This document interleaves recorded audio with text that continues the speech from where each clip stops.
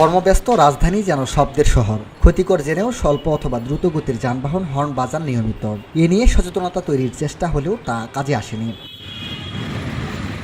বাংলাদেশের শহরাঞ্চলে, বিশেষ করে রাজধানীর শহর ঢাকায় বর্তমানে মারাত্মক উপদ্রব হয়ে ওঠা শব্দ দূষণকে এখন অনেকেই শব্দ সন্ত্রাস নামে অবহিত করছেন। এই শব্দ সন্ত্রাস অনেকটা নীরবে জনস্বাস্থ্যের অপূরণীয় ক্ষতি করে চলেছে। সহনীয় মাত্রার চেয়ে বেশি শব্দকেই শব্দদূষণ হিসেবে চিহ্নিত করা হয়, যার বিরূপ প্রভাব পড়ছে জনস্বাস্থ্যের উপর।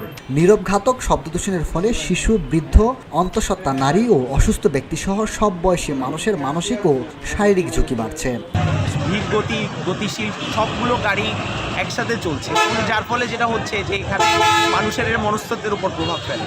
কেউ বেশি হর্ন দিচ্ছে, সেটার প্রভাবটা আবার আমাদের চারপাশে সবার উপর পড়ছে। এখানে স্টুডেন্টরা এই পুরান ঢাকাকে কেন্দ্র করে প্রায় 15-র অধিক শিক্ষা প্রতিষ্ঠান আছে এবং সেই শিক্ষা প্রতিষ্ঠানে বিভিন্ন বয়সের ছাত্রছাত্রীরা পড়ে।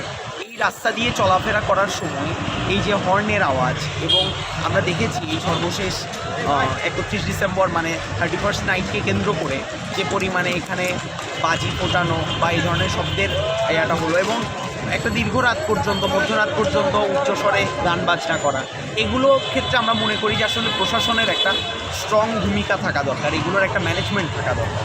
মানে ঠিক আছে, বিনোদনের ব্যাপারটা একরকম, কিন্তু আরেকজনের অসুবিধা করে তো আমি আসলে আমার বিনোদনটা চালিয়ে যেতে পারি। শব্দ দূষণের কারণে ঢাকার মর্যাদা এখন বিশ্বের বসবাসের অযোগ্য শহরের তালিকায় প্রথম অথবা দ্বিতীয়। শব্দ দূষণের উৎসগুলোর মধ্যে বিভিন্ন যানবাহনে ব্যবহৃত হাইড্রোলিক হর্ন, নির্মাণ কাজে উচ্চ শব্দ সৃষ্টিকারী বিভিন্ন যন্ত্রের ব্যবহার, ধর্মীয়, রাজনৈতিক, সামাজিক বিভিন্ন অনুষ্ঠানে উচ্চ শব্দে মাইক বা সাউন্ড সিস্টেমের ব্যবহার, নির্বাচনী প্রচারণা ও পটকা বিস্ফোরণের উচ্চ শব্দ। অনিয়মিতভাবে হর্ন না দেওয়া, যেখানে হর্নের প্রয়োজন আছে সেইখানে হর্ন দেওয়া। তারপর হচ্ছে গিয়ে রাস্তায় সাউন্ড বক্স নিয়ে না বের হওয়া, উচ্চ স্বরে লাউড স্পিকার না বাজানো, রাস্তাঘাটে মাইক যেখানে সেখানে লাগিয়ে আমরা দেখতে পাই যে বিভিন্ন সংগঠনের মানুষগুলা যেখানে সেখানে মাইক লাগিয়ে তাদের সংগঠনের প্রচার করছে। এইভাবে প্রচার না করে তাদের ভিন্ন পন্থা অবলম্বন করা উচিত, যাতে পরিবেশে শব্দ দূষণ না হয়। নতুন এই মাথা ব্যথার বিষয়ে এখনই জোর তৎপরতা না নেওয়া হলে জনগণকে চরম মূল্য দিতে হবে।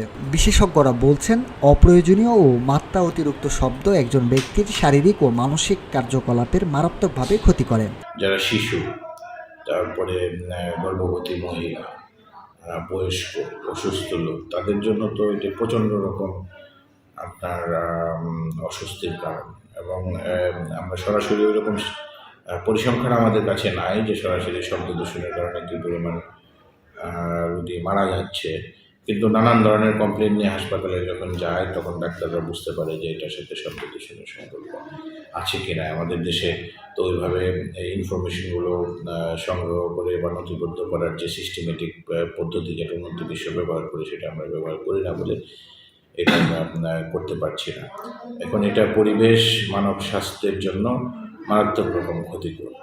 এখন এগুলোকে তো অবশ্যই আমাদের সেই ক্ষতির দিকটাও দেখতে হবে এবং কীভাবে ক্ষতির পরিমাণটা কমানো যায় সেটা বিবেচনা করতে হবে। শব্দদূষণ মানসিক উদ্বেগ, বিরক্তি, উচ্চ রক্তচাপ, ঘুমের ব্যাঘাতের পাশাপাশি নানা রকম ক্ষতিকর ও বিরূপ প্রতিক্রিয়ার সৃষ্টি করতে পারে। মিনহাজুল ইসলাম, ভিওডি বাংলা।